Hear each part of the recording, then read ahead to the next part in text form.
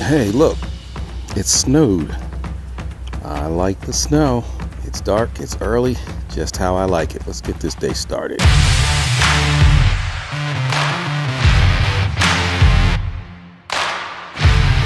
What's going on, everybody? I'm back with another video, and this one is for some of my somewhat new wedding cinematographers.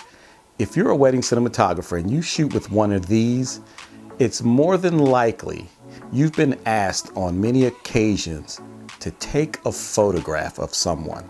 I get this all the time, and I'm sure you have too. You're at a wedding and you're filming the wedding with one of these, and then someone comes up to you and says, "Can you take a picture of us?"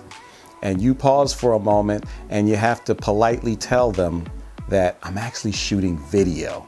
Well, this bit of advice for you today maybe might help you in the event you have to take photos. Now, I'm a big stickler on really learning how to work your camera.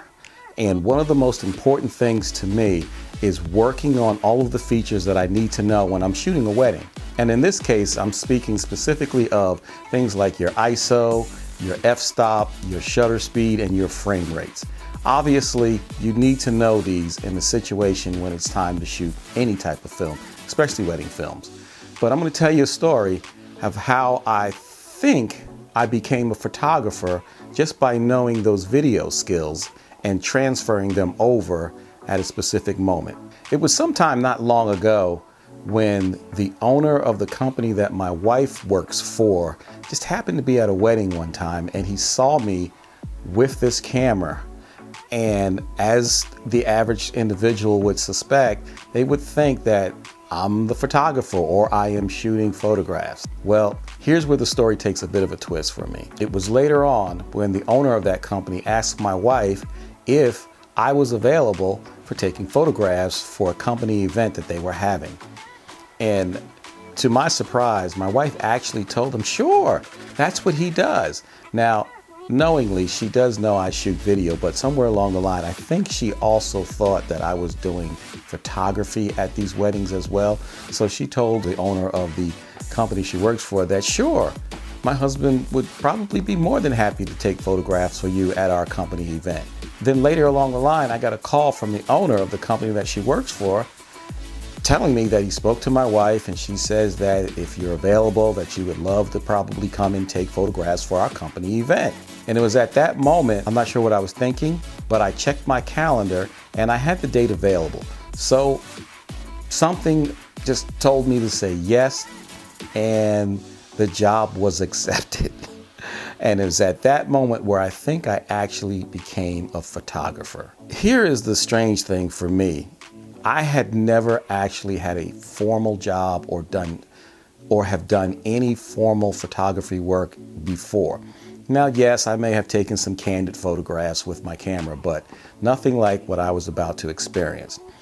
Well, after I started speaking with the owner of the company, he started to explain to me that, you know, we're up in PA, as I presumed, and we are doing a company get-together where we're going out to the horse races, the Radnor horse races, I believe in Malvern, Pennsylvania.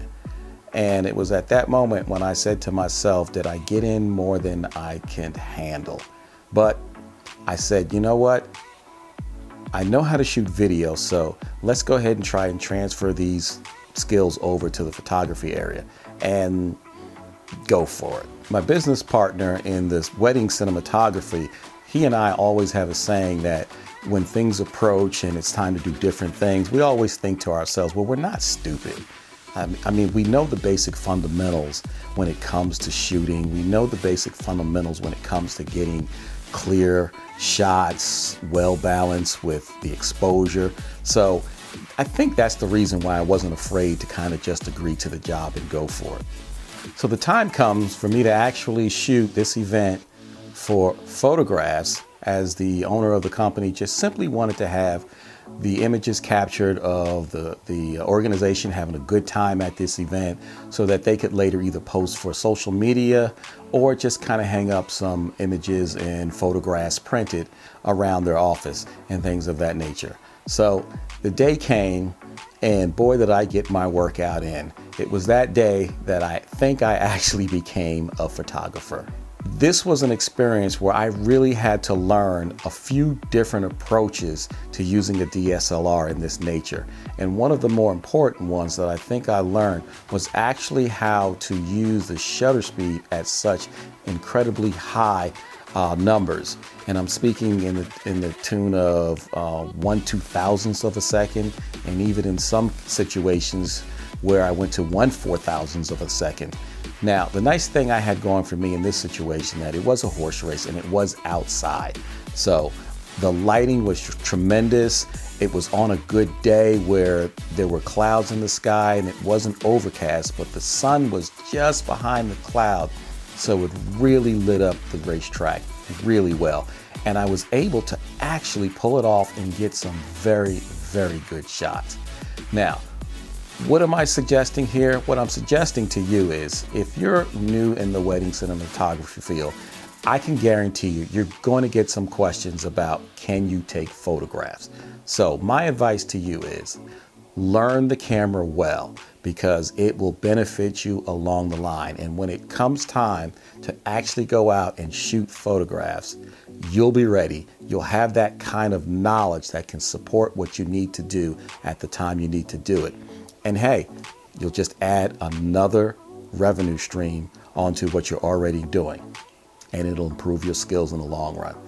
Okay, so that's it for this video. I hope you got something out of it. And remember, just hone in on your craft and it will probably lead you to something else. Until the next time, I will see you in the next video, which is tomorrow.